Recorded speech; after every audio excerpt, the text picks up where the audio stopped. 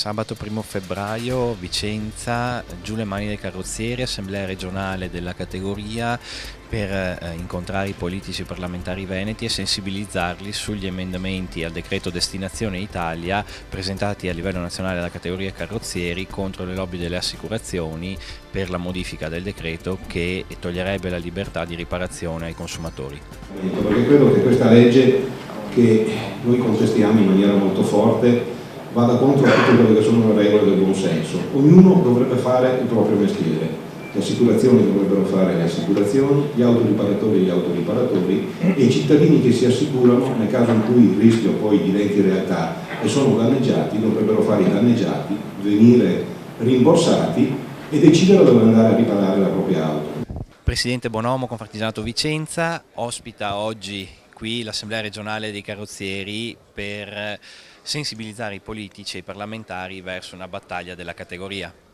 Sì, intanto noi siamo orgogliosi che sia stata scelta Vicenza per questo momento importante.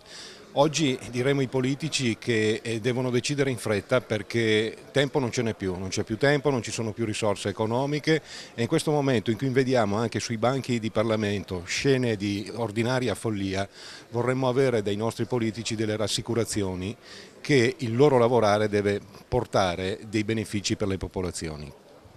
Un incontro oggi che anticipa poi un altro importante momento, il 18 di febbraio, quando è in programma un evento nazionale di mobilitazione generale dell'associazione. Sì, non è un sistema consono al mondo dell'imprenditoria quello di andare in piazza, però mai come in questo momento riceviamo dalla nostra base sociale una richiesta proprio di andare a manifestare la nostra insoddisfazione nei confronti dei parlamentari e nei confronti di questo governo che non decide, che non fa riforme. Sembra quasi che l'Italia sia irriformabile, invece abbiamo bisogno di riforme veloci, snelle, abbiamo bisogno di leggi quadro e testi unici che vadano ad abrogare leggi che ormai sono diventate troppo faraginose, troppo stratificati con adempimenti burocratici insostenibili e troppo costosi e abbiamo necessità di grande snellimento, di grande sburocratizzazione di questa nazione. Confartigianato ha presentato nutriti emendamenti a questo decreto. Sì, ha presentato nutriti emendamenti, abbiamo riunito il nostro consiglio direttivo allargato ai presidenti regionali il 21 di scorso, la categoria ha condiviso e ha migliorato gli emendamenti che da Kit avevamo presentato perché il termine di scadenza degli emendamenti sembrava che fosse il 17, quindi ci siamo affrettati a mettere un punto fermo, però poi ecco gli emendamenti, la chiusura della presentazione degli emendamenti è slittata al 23, quindi abbiamo convocato ad horas i nostri organismi e la categoria ha contribuito a migliorare questi emendamenti che sono stati tutti presentati e sono stati tutti ritenuti ammissibili e quindi voglio dire abbiamo speranza che possano essere recepiti.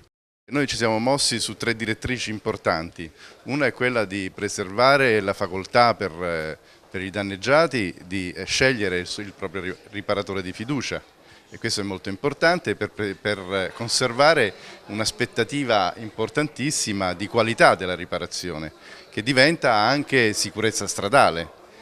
L'altro invece è quella del conservare la possibilità per il danneggiato di cedere il proprio credito e quindi di avere la possibilità di riavere la disponibilità del proprio mezzo prima che arrivi il rimborso assicurativo e soprattutto anche la possibilità di contrapporre agli organi tecnici della compagnia di assicurazione che sono molto ben preparati degli organi tecnici altrettanto preparati che sono le carrozzerie di fiducia. È già un secondo attacco che stiamo subendo, uno nel 2012 che siamo riusciti a pararlo, questo mi sembra un po' più duro dell'altro e non so se riusciremo a farlo, però con l'aiuto di tutti i parlamentari veneti e nazionali speriamo in bene. Cosa chiedono i carrozzieri veneti al mondo della politica? Chiediamo intanto il rispetto del nostro lavoro, non che ci sia l'obbligo per legge che alcune carrozzerie lavorino e altre no. Praticamente non vogliamo che di 17.000 carrozzerie ne vengano chiuse il 50% perché così sarà, con una somma di persone fra familiari e via di seguito di 100.000 persone che vengono messe sul marciapiede.